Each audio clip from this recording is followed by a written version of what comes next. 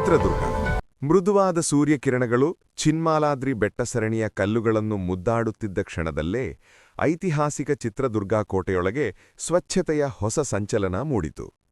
ಶನಿವಾರ ಘೋಷಿಸಿದಂತೆ ಕಾರ್ಯಕ್ರಮದ ವೇಳೆ ಕೋಟೆಯ ವಿವಿಧ ಭಾಗಗಳಲ್ಲಿ ಪ್ರವಾಸಿಗಳು ಅಜಾಗರೂಕತೆಯಿಂದ ಬಿಟ್ಟಿದ್ದ ಪ್ಲಾಸ್ಟಿಕ್ ಬಾಟಲಿ, ಆಹಾರದ ಪ್ಯಾಕೆಟ್, ಕಪ್ಪುಗಳು ಹಾಗೂ ಪ್ಲಾಸ್ಟಿಕ್ ಚೀಲಗಳು ಹೆಚ್ಚಿನ ಪ್ರಮಾಣದಲ್ಲಿ ಪತ್ತೆಯಾಗಿದ್ದು ಸ್ವಚ್ಛತೆಯ ಅಗತ್ಯವನ್ನು ಮತ್ತಷ್ಟು ಸ್ಪಷ್ಟವಾಗಿ ತೋರಿಸಿತು.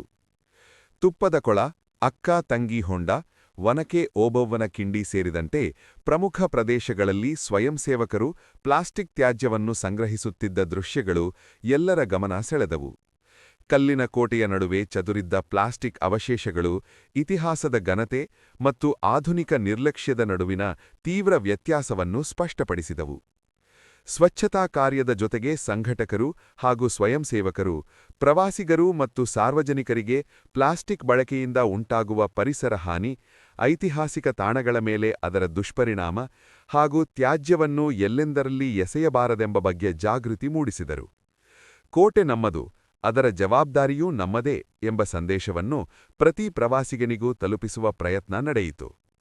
ಈ ಸಂದರ್ಭದಲ್ಲಿ ದೌರ್ಜನ್ಯ ತಡೆ ಸಮಿತಿ ಸದಸ್ಯ ಪ್ರಶಾಂತ್, ವಕೀಲರಾದ ಅಶೋಕ್ ಬೆಲಗಟ್ಟ ಮತ್ತು ಓಬಣ್ಣ, ಟೂರಿಸ್ಟ್ ಗೈಡ್ಗಳಾದ ಗಿರಿ ಸಾಗರ ಟಿ, ಅರುಣ್ ಕುಮಾರ್ ಟಿಪಿ, ಹರೀಶ್ ಜೊತೆಗೆ ಶಶಿ ಮತ್ತು ಪವನ್ ಉಪಸ್ಥಿತರಿದ್ದರು. ಈ ಕಾರ್ಯಕ್ರಮವು ಕೇವಲ ಸ್ವಚ್ಛತೆಯ ಕಾರ್ಯವಾಗಿರದೆ ಸಾಮೂಹಿಕ ಜಾಗೃತಿಯ ಚಳವಳಿಯಾಗಿ ಪರಿಣಮಿಸಿತು. ಇತಿಹಾಸವನ್ನು ಕಾಪಾಡುವುದು ಸರ್ಕಾರದ ಹೊಣೆಗಾರಿಕೆ ಮಾತ್ರವಲ್ಲ, ಪ್ರತಿಯೊಬ್ಬ ನಾಗರಿಕನ ಕರ್ತವ್ಯವೂ ಹೌದು ಎಂಬ ಅರಿವು ಸಾರ್ವಜನಿಕರಲ್ಲಿ ಮೂಡಿದ ದಿನವಾಗಿತ್ತು. ನಾವಿವತ್ತು ಐತಿಹಾಸಿಕ ಚಿತ್ರದುರ್ಗ ಕೋಟೆಯಲ್ಲಿದ್ದೀವಿ.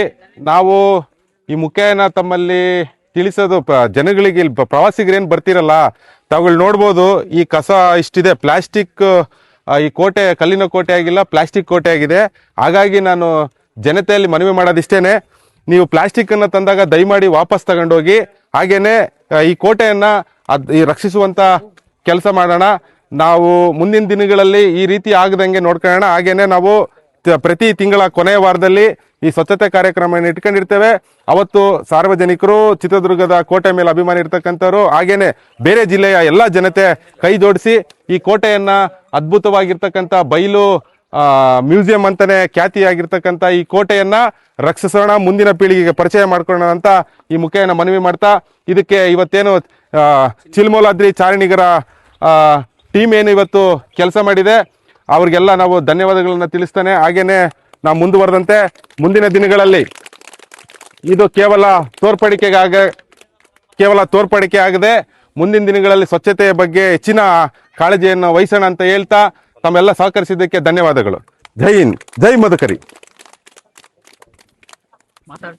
ವರದಿ ಪ್ರೇಮ್.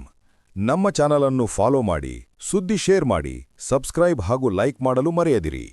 ಸಿ ಟೌನ್ ನ್ಯೂಸ್ ಹೇಳುವುದೇನೆಂದರೆ ಎಲ್ಲ ಪ್ರವಾಸಿ ತಾಣಗಳು ನಮ್ಮದೇ, ಅವುಗಳ ಸಂರಕ್ಷಣೆ ನಮ್ಮೆಲ್ಲರ ಜವಾಬ್ದಾರಿ.